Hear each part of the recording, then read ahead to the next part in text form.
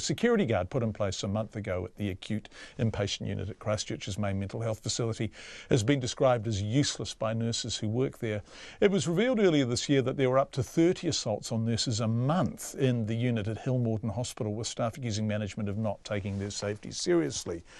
The Canterbury District Health Board responded by agreeing to put in a security guard, but said they would not be able to restrain patients. So what are they able to do? And is it working? I spoke to our reporter Logan Church outside Hillmorton Hospital a short time ago. Well, in May that we reported that this facility, which I'm standing just on the road in front of, saw up to 30 assaults on nursing staff a month. That is the adult acute inpatient unit at Hillmorton Hospital. At the time, nurses we spoke to said security guards were the answer, and they needed to be placed throughout the hospital as quickly as possible. Essentially, we had a situation where mostly young, mostly female nurses were having to deal with, sadly, mostly male patients. At the time, the Canterbury District Health Board weren't necessarily sold on the idea of security guards.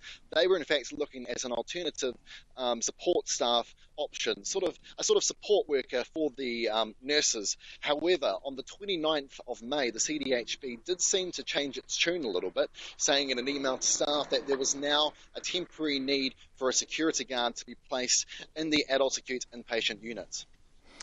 Has that guard proven at all useful in solving the assault problem? Are they efficacious, Logan? Well, in May, nurses were sceptical about the guard's effectiveness even before the guard was put in place. And there was two main reasons for that.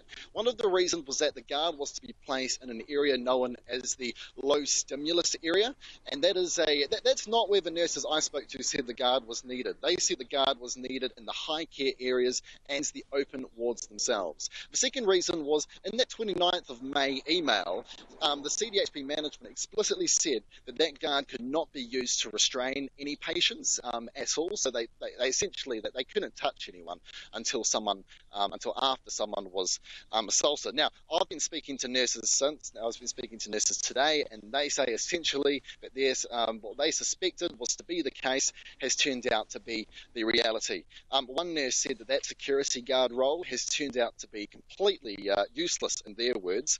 They say all the guard can do when the proverbial hits the fan, so to speak, is to stand there and look intimidating and scary. They say that the guard won't, or at least can't, intervene until after someone has been hit, or in other words, when after the damage has been done. Another nurse said that this guard just seemed to be another knee-jerk reaction from the Canterbury District Health Board after the media reports on the serious staff assaults, and again, they are calling for security guards to be placed throughout the facility 24/7.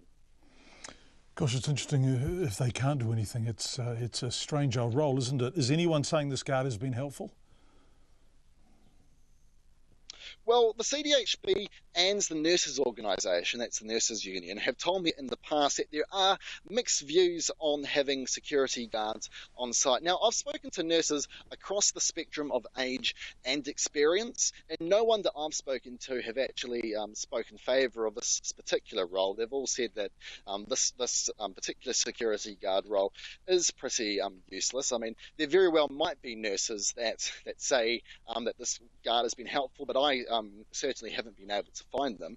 But as usual, I asked the Canterbury District Health Board about this, but again, as usual, they declined to be interviewed, and I'm still waiting for a response.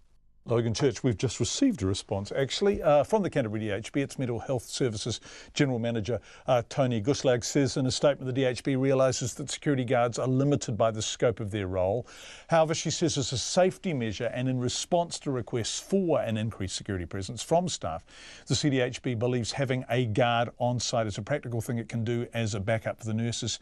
She says 2 action groups have been formed to tackle safety issues, and they are expected to make recommendations in the next 6 months. We would love to hear from you if you work at Hillmorton. Text us 2101 and we are happy to deal with you off the record.